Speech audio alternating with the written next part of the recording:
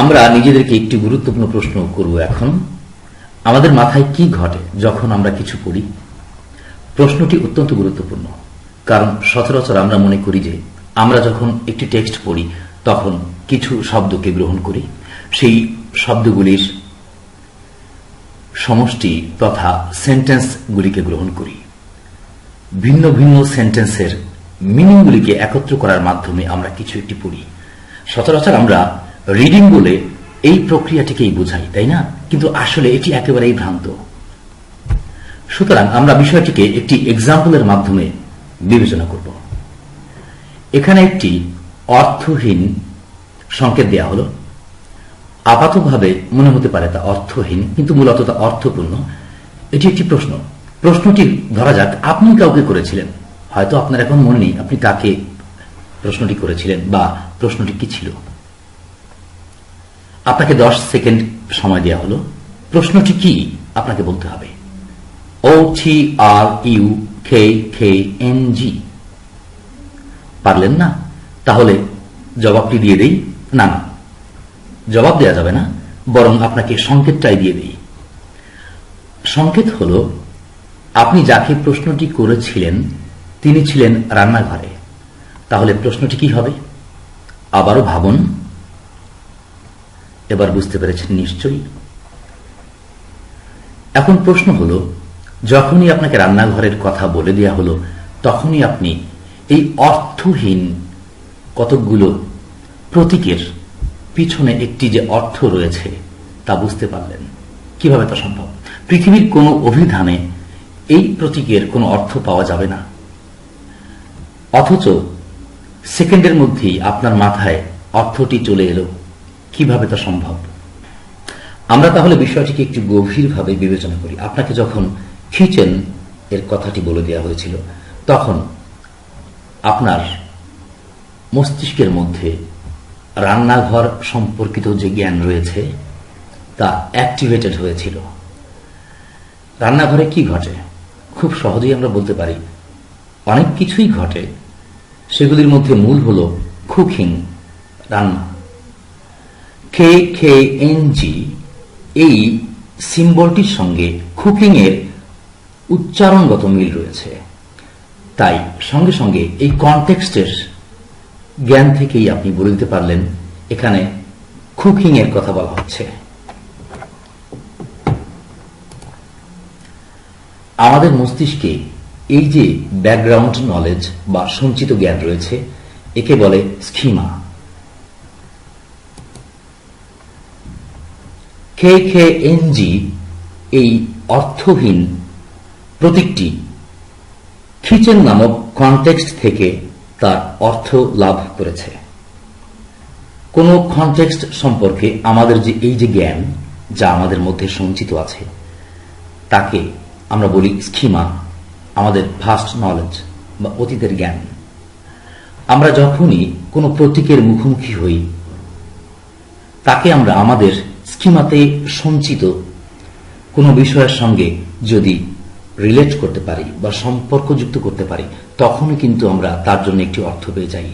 অন্যথায় সেই প্রতীক আমাদের কাছে নিরর্থকই রয়ে যায়। সুতরাং আমরা জানলাম যে কনটেক্সট না থাকলে অর্থ বলে কিছুই থাকে না।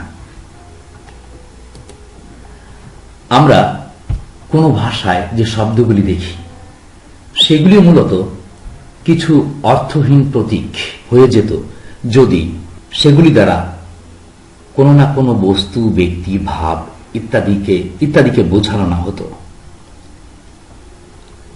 একটি টেক্সটের প্রসঙ্গে আমরা বলতে পারি যে ওই টেক্সটে যতগুলি শব্দ ব্যবহৃত হয়েছে সেই শব্দগুলির আলাদা আলাদা অর্থ থাকতে পারে বা রয়েছেও বটে, যা ডিকশনারিতে পাওয়া যায়।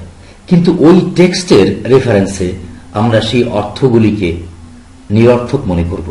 আমরা মনে করব যে এরূপ কোনো অর্থে আমাদের কোনো লাভ হবে না, বরং সেই টেক্সট যে কনটেক্সট সম্পর্কে সেই কনটেক্সটে সেই শব্দগুলির যে অর্থ সেই অর্থগুলিকে ধরতে না পারলে আমাদের কোনো লাভ হবে না। সুতরাং আমরা একটু আগে যা শিখেছি তার আলোকে বলতে পারি যে প্রতিটি শব্দই নিরর্থক, কিছু প্রতীক মাত্র, যদি কোনো না কোনো কনটেক্সটে সেগুলি ব্যবহৃত না হয়। এখন একটি অত্যন্ত গুরুত্বপূর্ণ জিনিস আমাদেরকে ভাবতে হবে। আমরা যখন কোনো টেক্সট পড়ি তখন আসলে কি পড়ি? মনে রাখতে হবে যে আমরা যখন কোনো টেক্সট পড়ি তখন আমরা শব্দগুলিকে পড়ি না, বরং যারা শব্দগুলিকে পড়ার চেষ্টা করেন তারা সহজে টেক্সট পড়তে পারেন না, সহজে তার অর্থ উদ্ধার করতে পারেন না। তা করতে গিয়ে তাদেরকে অনেক সময় নিতে হয়।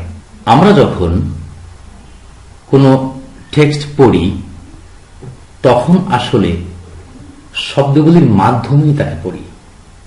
শব্দগুলি আমাদের লক্ষ্য নয়, শব্দগুলির মাধ্যমে টেক্সটের স্তরে পৌঁছে যাওয়াই আমাদের লক্ষ্য।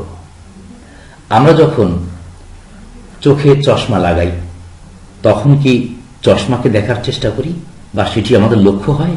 না, বরং আমরা চশমার মাধ্যমেই কোনো কিছু দেখি।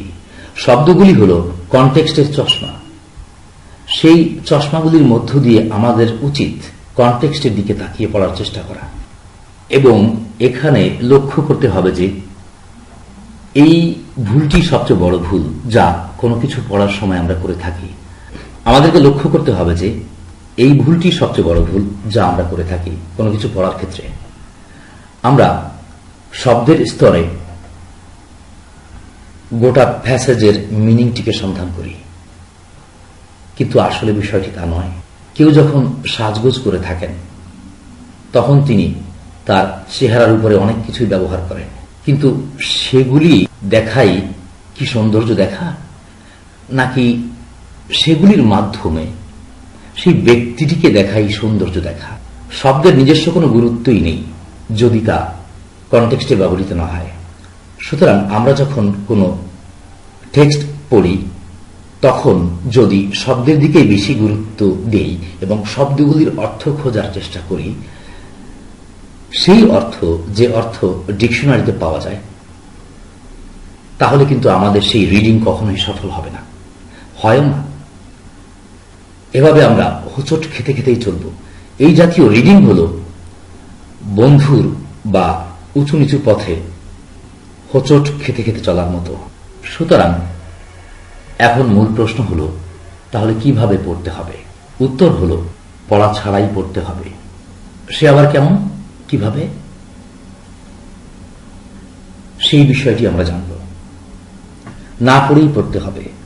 পড়া মানে হলো যেখানে শব্দের উপর দিয়ে হোঁচট খেতে খেতে চলা, সেখানে আমরা রিডিংকেই অ্যাভয়েড করতে চাই। বরং আমরা একটি উপমা গ্রহণ করব। জঙ্গলের মধ্যে পড়ন্ত বিকেলে খুব বেশি রোদ থাকে না, খুব বেশি আলো থাকে না, কিন্তু গাছের ফাঁকে ফাঁকে যে রোদটুকু পড়ে এবং সেই ফাঁক দিয়ে যে রোদটুকু জঙ্গলের মধ্যে প্রবেশ করে, সেই আলোকেই জঙ্গল আলোকিত হয়ে যায়। এখানে ঘন ঘেরাটোপে সাজানো গাছগুলি কিন্তু জঙ্গলের মধ্যে আলোকে প্রবেশ করতে বাধা দেয়। শব্দগুলি যদি জটিল হয় এবং জটিল শব্দের ব্যবহার যদি খুব বেশি হয়, তাহলে সেই টেক্সটের মধ্যে প্রবেশ করে কনটেক্সটের আলো দেখা আমাদের জন্য কঠিন হয়ে যায়।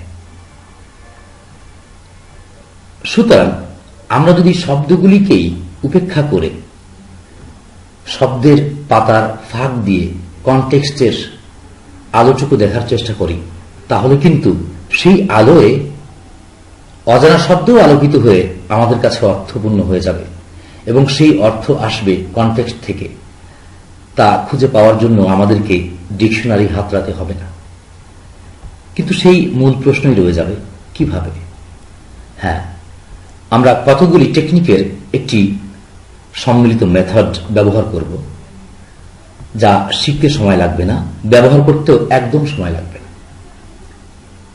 সেই মেথড অনুযায়ী আমরা যখন স্টাডি করব তখন দেখব যে আমাদের রিডিং হয়ে যাচ্ছে ন্যাচারাল এবং অর্থের জন্য বিশেষ প্রচেষ্টার মাধ্যমে কোনো কিছু হাতড়াতে হচ্ছে না, কোনো অনুসন্ধান কাজ চালাতে হচ্ছে না, নিজের সঙ্গে যুদ্ধ করার প্রয়োজন হচ্ছে না, অর্থগুলো নিজেই ধরা দিচ্ছে।